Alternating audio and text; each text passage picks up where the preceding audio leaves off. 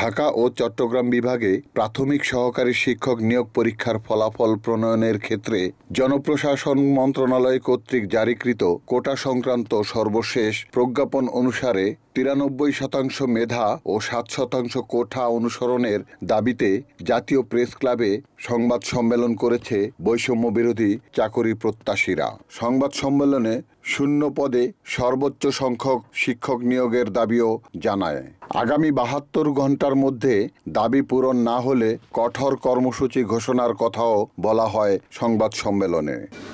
যেহেতু গত ২৩ জুলাই ২০২৪ খ্রিস্টাব্দ তারিখে জনপ্রশাসন মন্ত্রণালয় কর্তৃক জারিকৃত প্রজ্ঞাপনের মাধ্যমে কোটা সংক্রান্ত পূর্বের সকল পরিপত্র, প্রজ্ঞাপন, আদেশ, নির্দেশ এবং অনুশাসন রহিত করা হয়েছে, তাই প্রাথমিক সহকারী শিক্ষক নিয়োগে ৯৩% মেধা এবং ৭% কোটা অনুসরণ করতে আইনগত কোনো জটিলতা থাকার কথা না। তাই উক্ত নিয়োগের ফলাফল প্রণয়নের ক্ষেত্রে জনপ্রশাসন মন্ত্রণালয় কর্তৃক জারিকৃত কোটা সংক্রান্ত সর্বশেষ প্রজ্ঞাপন অনুসারে ৯৩% মেধা ও ৭% কোটা অনুসরণের দাবিতে আমরা সাধারণ পরীক্ষার্থীরা বা চাকরি প্রত্যাশীরা প্রাথমিক শিক্ষা অধিদপ্তরের সামনে ৩ দিন মানববন্ধন কর্মসূচি পালন করেছি।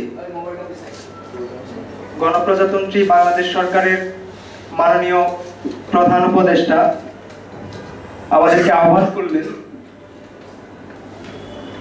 কোনো দাবি দেওয়া যদি থাকে সেটি লিখিত আকারে জানাতে, কোনো ধরনের আন্দোলন বা মানববন্ধন কর্মসূচিতে না যেতে। আমরা মিডিয়া মারফত ওনার এই পরামর্শে আন্দোলন কর্মসূচি থেকে সরে এসে লিখিতভাবে স্মারকলিপি দিয়েছি সংশ্লিষ্ট মন্ত্রণালয়গুলোতে এবং অধিদপ্তরে, তথা প্রাথমিক শিক্ষা অধিদপ্তর, প্রাথমিক ও গণশিক্ষা মন্ত্রণালয়, জনপ্রশাসন মন্ত্রণালয়, আইন বিচার ও সংসদ বিষয়ক মন্ত্রণালয়, এই কয়েকটি জায়গাতে আমরা লিখিতভাবে আমাদের এই দাবি জানিয়েছি যে প্রাথমিক সহকারী শিক্ষক নিয়োগ বিধিমালা ২০১৯ বাতিল করতে হবে এবং মেধার ভিত্তিতে ৯৩% মেধা এবং ৭% অন্যান্য কোটার ভিত্তিতে এই নিয়োগ সম্পন্ন করতে হবে। এই দাবি আমরা জানিয়েছি, কিন্তু ওনারা এখনো পর্যন্ত, সংশ্লিষ্ট কর্তৃপক্ষ এখনো পর্যন্ত কোনো ব্যবস্থা গ্রহণ করেনি এবং এই পর্যায়ে আমরা আজকে সংবাদ সম্মেলন ডেকেছি। অনুষ্ঠিত কয়েকটি নিয়োগ পরীক্ষার ফলাফল, যেমন পিএসসি থেকে পিএসসির একটা নিয়োগ জুনিয়র ইনস্ট্রাক্টর এবং হচ্ছে যে আপনার ঢাকা কর অঞ্চলের একটা নিয়োগ, সেটাও কিন্তু পূর্বে সার্কুলার ছিল এবং পূর্বের পরীক্ষা হয়েছে, সেটাতে সংশোধন করে নতুন আকারে, নতুন প্রজ্ঞাপনের আকারে কিন্তু রেজাল্ট দিয়েছে। আর আমি আরেকটা জিনিস বলতে চাই, এটা যেহেতু সুপ্রিম কোর্টের একটা রুল, সুপ্রিম কোর্টের রুলের কিন্তু এক প্রকারের আইন, আর আইন কখনোই বিধিমালার নিচে হইতে পারে না। এই জিনিসটা আমরা সংশ্লিষ্ট মন্ত্রণালয়কে ক্লিয়ার করতে চাচ্ছি।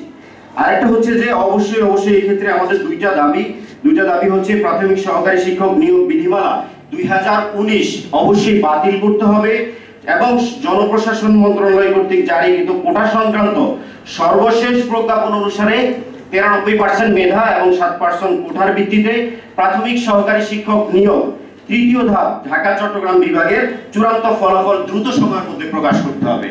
আরেকটা দাবি হচ্ছে সর্বশেষ যে ৩১ জুলাই ২০২৪ পর্যন্ত সকল সংগৃহীত শূন্য পদের বিপরীতে সর্বোচ্চ সংখ্যক শিক্ষক নিয়োগের নিশ্চয়তা আমাদেরকে দিতে হবে।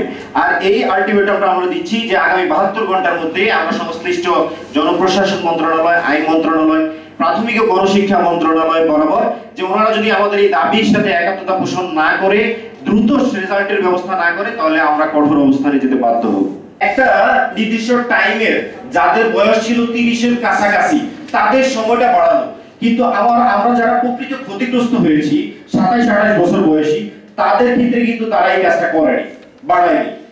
আর আরেকটা বিষয় যেটা বললেন যে এখন প্রাইমারি যারা আমরা গণপ্রত্যাশী তাদের যদি এই মুহূর্তে বয়সটা বাড়িয়ে যায়, মানে বয়সটা বেরিয়ে যায়, তাহলে সরকার এই ক্ষেত্রে সরকারের ভূমিকাটা কি থাকবে? তাহলে এই যে ৪৬,০০০ পরীক্ষার্থী, এদের মধ্যে অধিকাংশই ক্ষতিগ্রস্ত হবে। আমি বলবো এই বিষয়ে দ্রুত সিদ্ধান্ত নেওয়ার জন্য বিনীত আহ্বান জানাচ্ছি। আরেকটা বিষয় আমি ক্লিয়ার করতে চাই, সেটা হচ্ছে পিএসসি একটা নিয়োগ ছেড়েছিল উপজেলা প্রাথমিক শিক্ষা অফিসার পদে, এটিও পোস্টে ১৫৯টা পদে, যে সার্কুলারটাতে প্রথম ধাপের এবং দ্বিতীয় ধাপের পরীক্ষার্থীরা অংশগ্রহণ করতে পেরেছে, কিন্তু আমরা তৃতীয় ধাপের পরীক্ষার্থী হওয়ার কারণে এখন পর্যন্ত রেজাল্ট না হওয়াতে আমরা কিন্তু এখানে বিরাট একটা বৈষম্যের শিকার হয়েছি। Report Shahjahan Chowdhury, NAN TV, Dhaka.